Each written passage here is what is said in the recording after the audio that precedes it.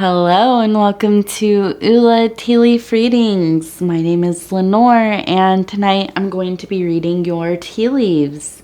This is a horoscope for Leo. If Leo is your solar, lunar, ascendant / rising sign, then this is a message for you.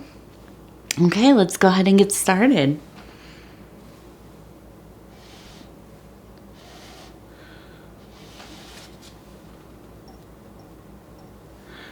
Okay, knock, knock, knock.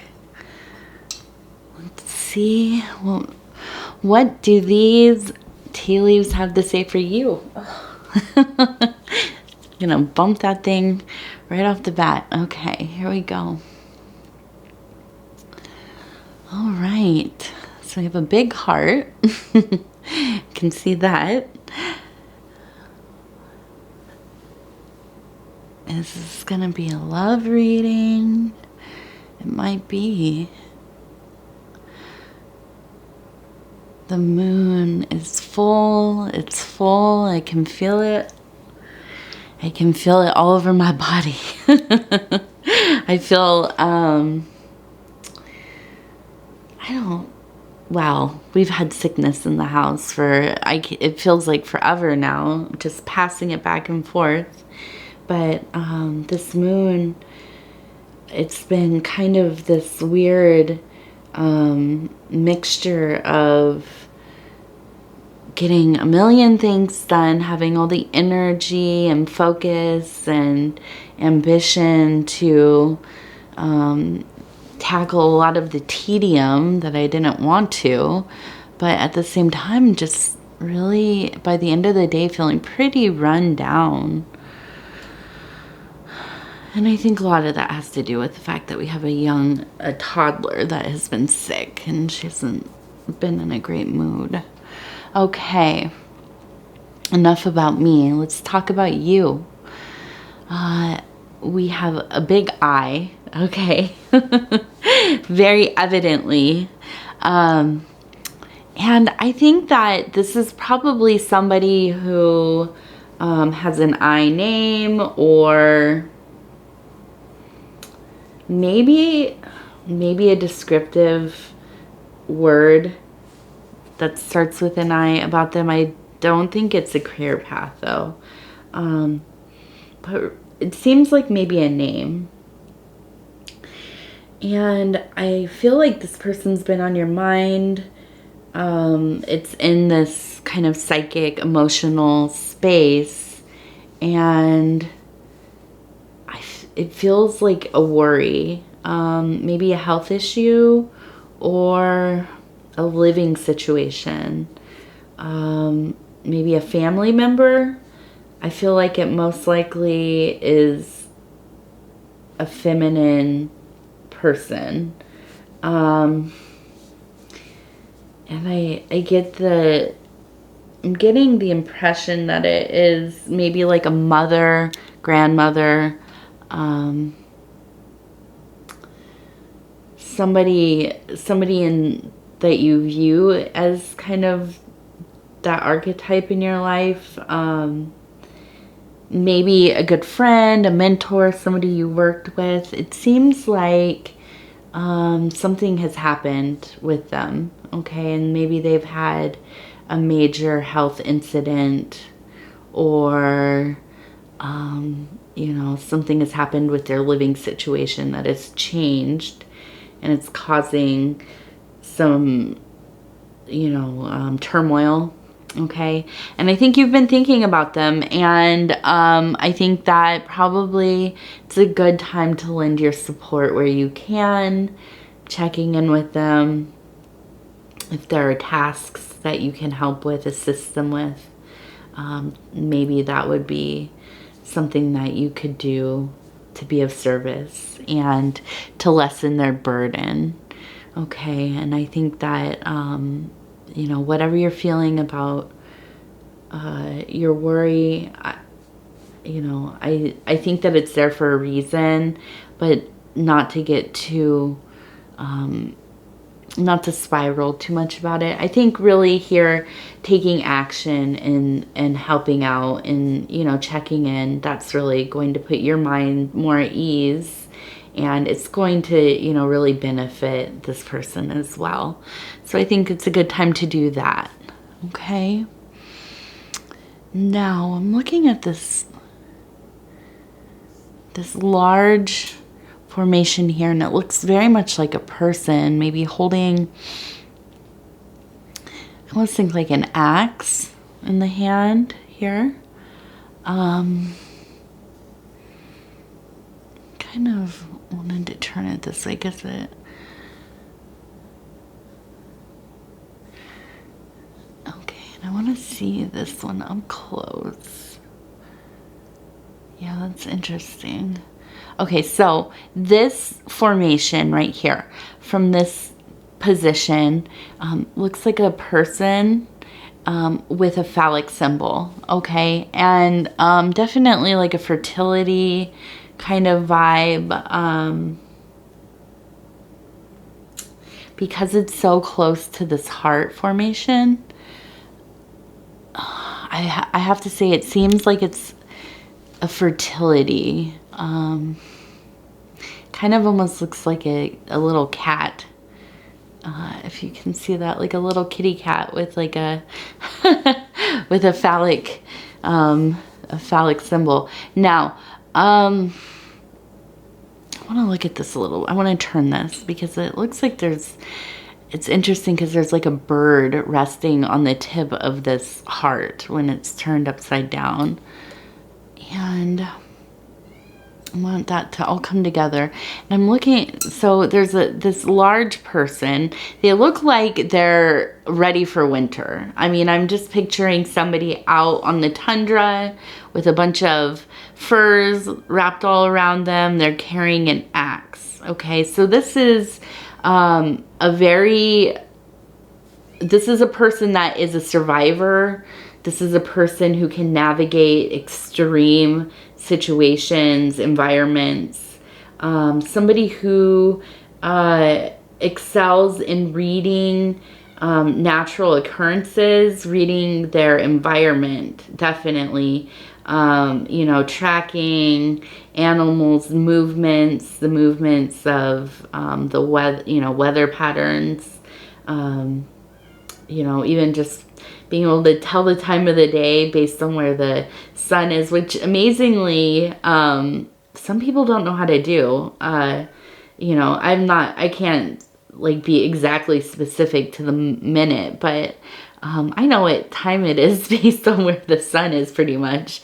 And it's, you know, it amazes me that some people really haven't spent a ton of time outside, and you know, I lived in the city for a long time, so it's different when you live in an area where the skyline is obscured. So that's definitely part of it. But I also grew up in areas, I moved around a lot, but I grew up in areas where I did see the natural progression of the sun throughout the year. So I did learn how to tell time based on where the sun was, because we had to be home we had to be home before the sun was going all the way down. And you just knew what time, you know, our parents were coming home, or when we could go have lunch or whatever, just based on, you know, we didn't have cell phones back then. You just kind of had to, you know, figure it out. So anyways, I think that this is a person who has spent a lot of time really using the natural resources around them. Probably, you know, what we would think of as somebody who is maybe a bit kind of primal.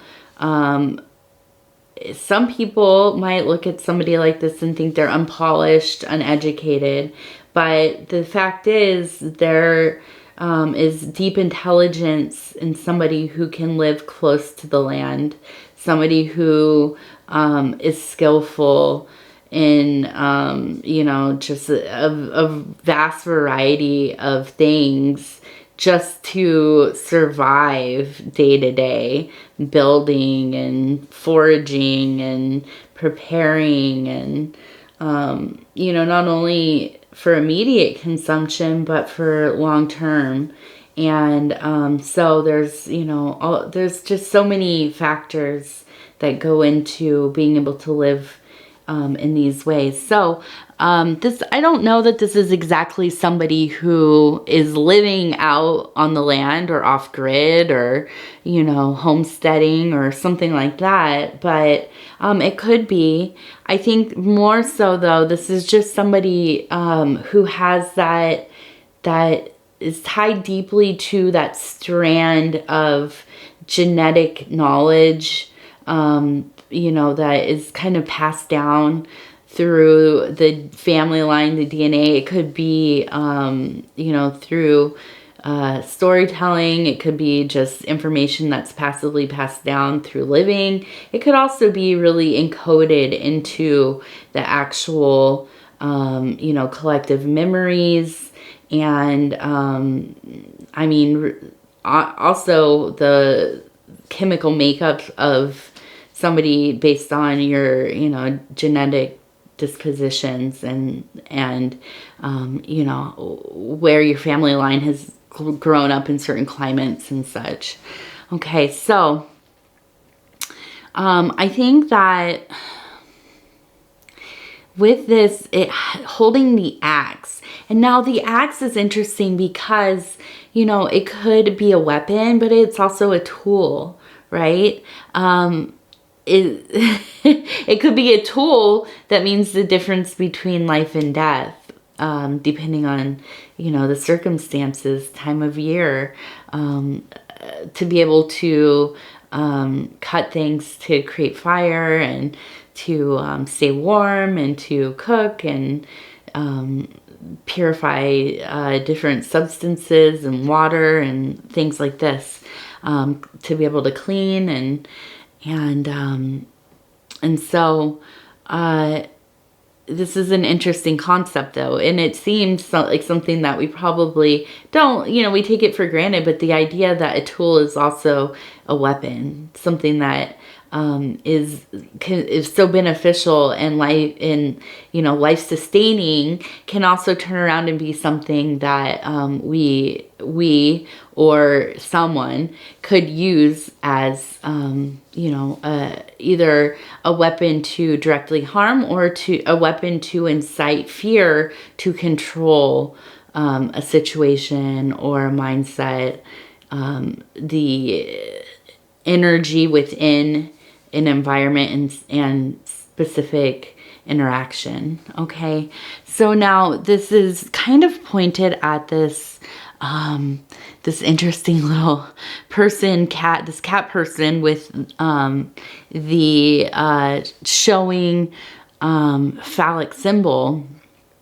And so I take this as fertility and fertility in abundance, because of course we know that our feline friends can breed wildly, right? They have, I think they can have 2 or 3 litters a year, the females, but the males probably, I mean, you know, really depending on how many females they have access to, they can continue to spread their seed.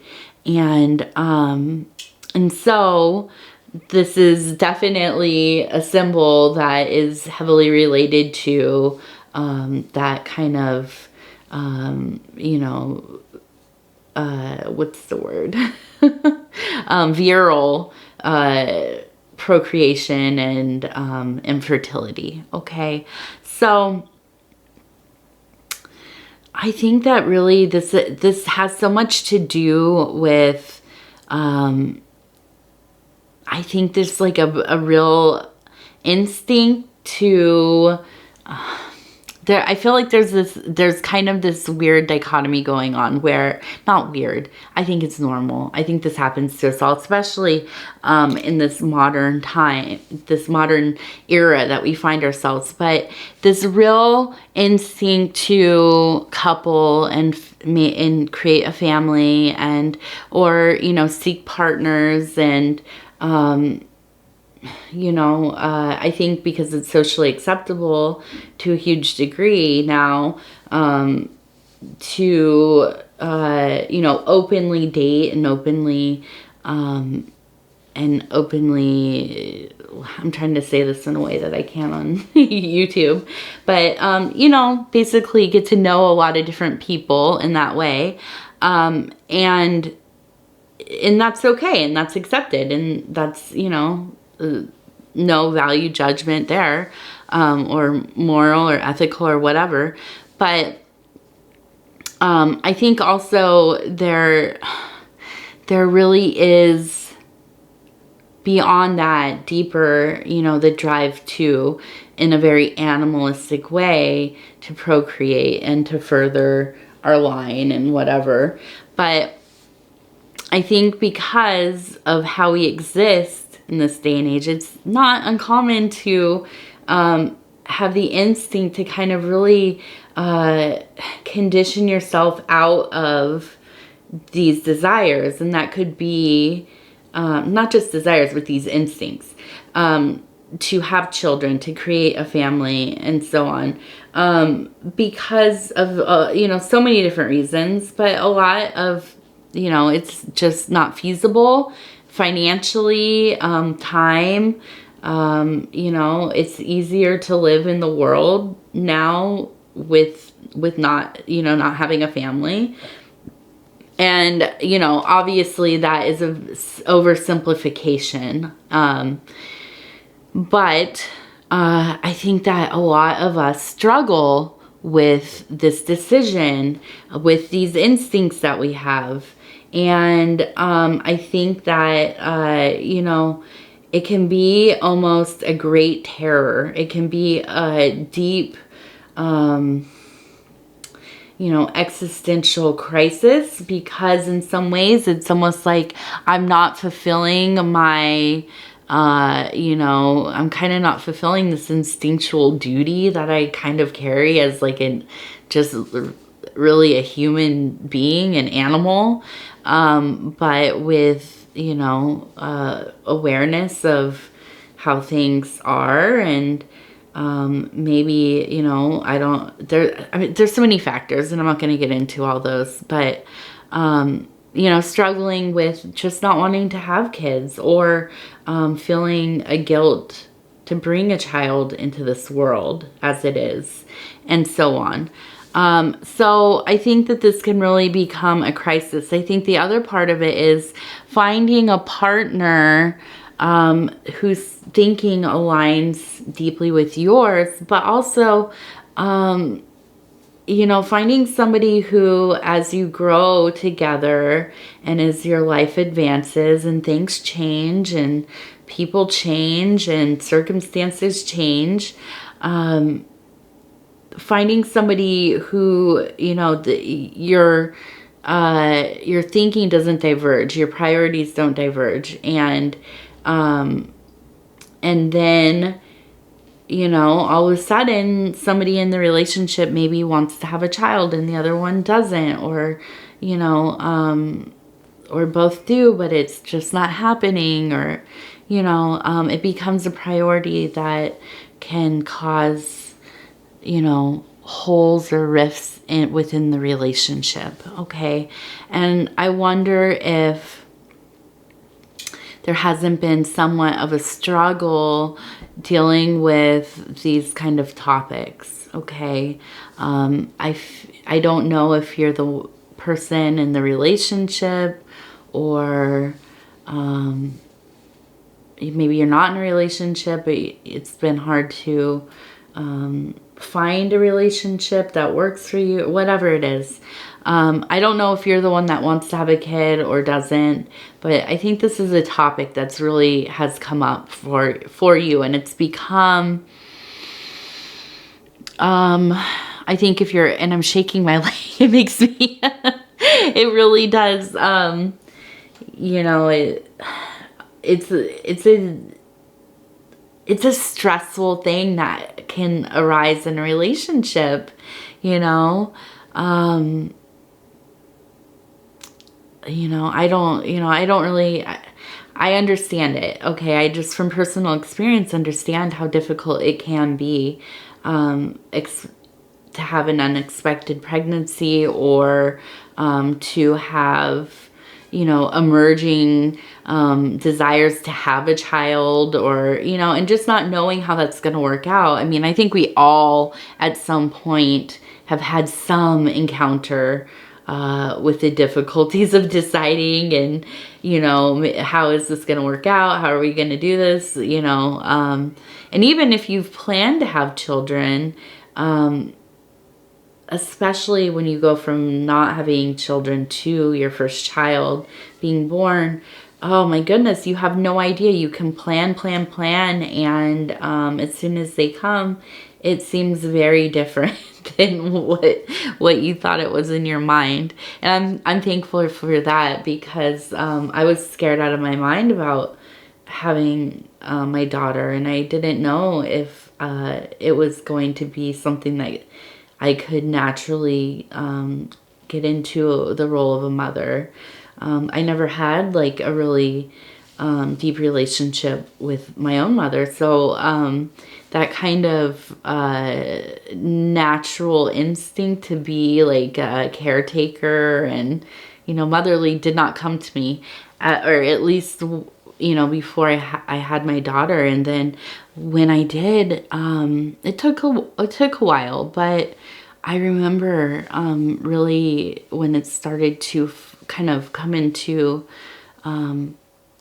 place and make sense to me. And I'm so lucky to have that experience. Not everybody does, and that's okay. We all experience life differently and parenthood differently, or if you decide not to have children or you just don't, everybody, every way we live is worthwhile for sure. And but I feel very blessed in my situation, because I had no idea if I really was scared. So but I think that this is something that has, I really think it's been a big topic in your household and in your own mind, in your own soul. I think that I feel like on some level you have felt talked into whatever your partner, whatever their stance is, okay? And I feel like that you love this person so much. If you are in a relationship, okay? If you're not, I don't know exactly. I'll have to think about it for a second. But I do feel if you are in a relationship and whatever has come to be, it's been difficult for you. And I also think this could be that maybe a family member wants you to take care of their child, or like your grandkids. That really just came to mind. Maybe it's like a grandchild that and maybe it's not even taking over custody. It's just kind of, watching over them, to some degree, babysitting, or taking them for the summer, or on vacations when they're off school. And that has been trying for you, okay? And I think that your partner, your wife, your husband, boyfriend, girlfriend, whatever, it's a life partner. And I see this in this kind of, from this side, it looks like kind of like a mermaid in it. This is not, I'm not saying that this is a siren to demise, right? But I think that you've been kind of coaxed into coming into this role. And this could be the opposite, where maybe you've been talked out of having anything to do with children in your life, and it's something that you really kind of have wanted for yourself. And because the relationship you found yourself in, that wasn't going to happen, and you were okay with that. But now it's really coming up to a point where maybe you feel like you've made some kind of mistake in that way. You want to be closer with the grandkids, or you want to have, adopt, or you want to try to have a child before, you feel that it's passed you by. Okay. And, let me also mention, these feelings can be transient, right? It's not uncommon to kind of lament things, and, in your mind, they're a little more rosy than they might actually be. And this could be a secondary kind of emotion or fixation or desire, right? And there's something else going on that kind of needs to be inspected and looked at, okay?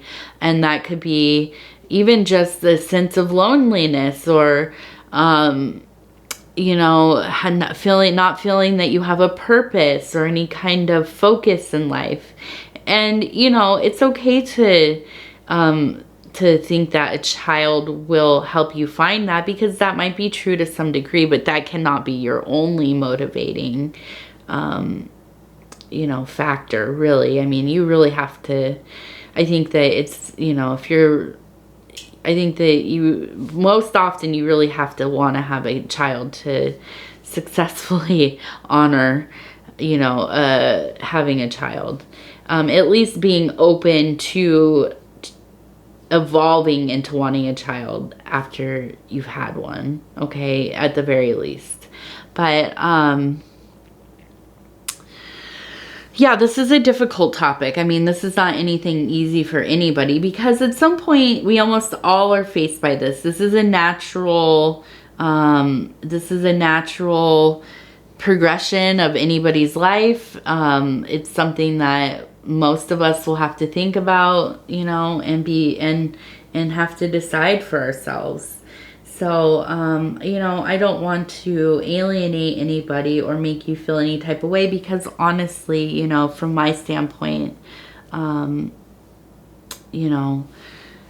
really try to honor everybody's decisions. And even if you've had a child and you've decided that you're not going to parent them or so on, these are all very difficult. I can't imagine, the sacrifice that somebody would make to be honest that they can't parent, or they can't fulfill that thing that they just know that it wouldn't be right for them. So, as touchy as the subject is, I really just want to be clear that, it's not, there are no judgments of situation here from me. I've seen all kinds of situations with people, and throughout my life I've seen people raised different ways, and that it's like the saying that I love so much, that there are as many ways to God as there are souls on earth, right? I feel like there are as many ways to raise your children, or to exist without children, or in a child-free environment. I mean, there's just, we all are unique in our existence, right? And there's no, unless somebody's being harmed, obviously, or abused or whatever. Aside from that, just however you live is enough, and especially if you've made difficult decisions and you've had hardships, and, nobody has the right to judge any of those things. So, let's see, I'm still looking at this, and I see a mountain range, and it almost actually looks like sand dunes to me. In my mind, I'm thinking of sand dunes. And for me, I always relate sand dunes to a very dreamy, like a very dreamy kind of transcendental place, very close to the water. All of these kind of ancient and blown over, fragmented pieces of the whole kind of spread out and laid upon each other, you know, separate but collective. And just the place to lie in the sun, the cool breeze blowing over, and just almost a kind of a liminal space, right? And just so otherworldly, if it's, you know, unless you live in a sand dune, or visit them often. But you know, if it's a place that you don't see all the time, it really can be a place of transportation, like transporting you mind, body, soul. And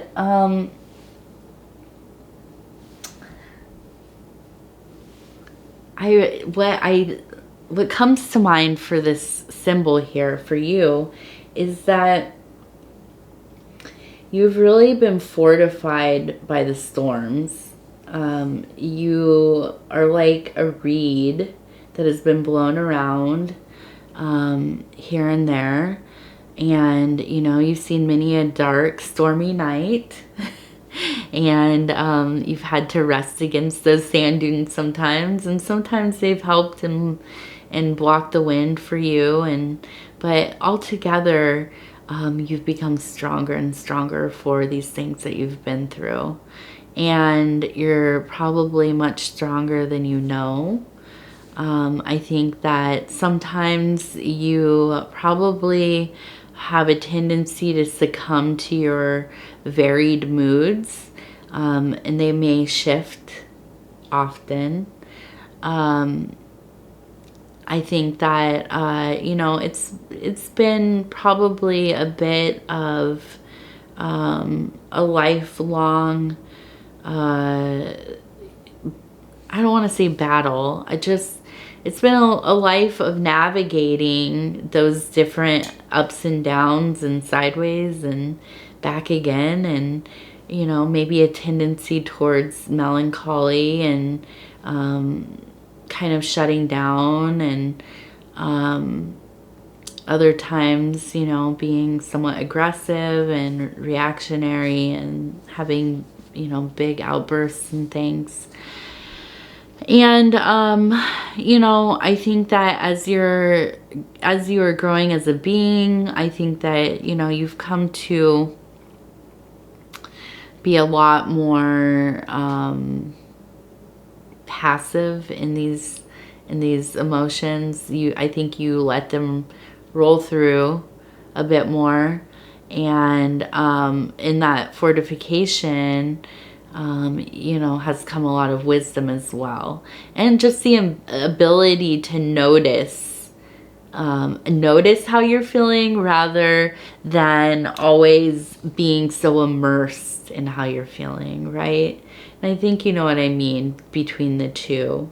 And these, you know, it's such a big step in life to realize that, you know, a lot of these things that we feel and think, especially when they are disruptive to the flow of our life, that these are transient emotions, transient thoughts. Maybe not to the point of being invasive by the standards of psychology, but, you know, just kind of loose and coming through and then leaving soon if we let them, right? And you know, I applaud you for being able to navigate that. or, you know, being non-engaged in attempting to navigate, right? Because you're not engaging those emotions, you're letting them pass, right? And that they pass quicker that way. Okay, I just also wanted to look at these really quick. We're getting long again. Can just talk and talk and talk at night. I have a person sitting here with a fishing pole, okay? And I think this is, you know, a beautiful sign of just really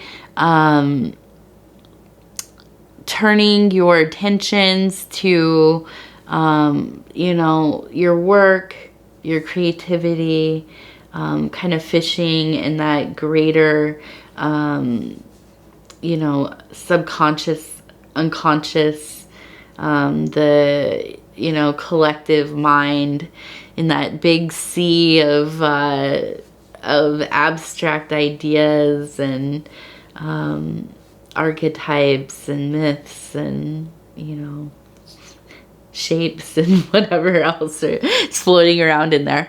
But, you know, finding peace in that work and letting it, you know, sometimes it's easier to let go of some of this other big stuff that's going on. These huge life decisions that can really get us twisted up. And just finding those things in our life that we can easily get into a flow state where we can let ourselves kind of be a bit adrift. You know, sometimes it's okay to be that. And I just wanted to, let's see.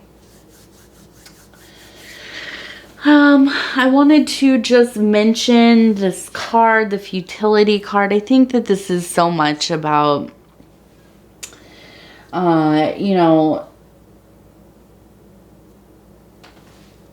I think it's about the fact that, you know, people around you, you see through the things that they're saying and doing, objecting to whatever you're doing, whatever your mission is, right? Or how you're living, seeing through those things, you know, seeing what is their underlying and driving force. But I also think that really more importantly, this card in this situation is about trial and error. Okay. I think that, you know, you have to kind of let go of some of these like preconceived notions of morality and, you know, always, existing within like the ethical parameters of life and whatever, within reason, right? I'm gonna say within reason, but you know, to go about things, I mean, what first came to mind is like a libertine. It doesn't have to be within the sphere of the physical acts, the you know, Eros, the more, the loving and being loved and all those things. I mean, this could be anything, but taking some risks, making mistakes, failing and failing and failing better, right? And through that trial and error, that's the only way that we refine.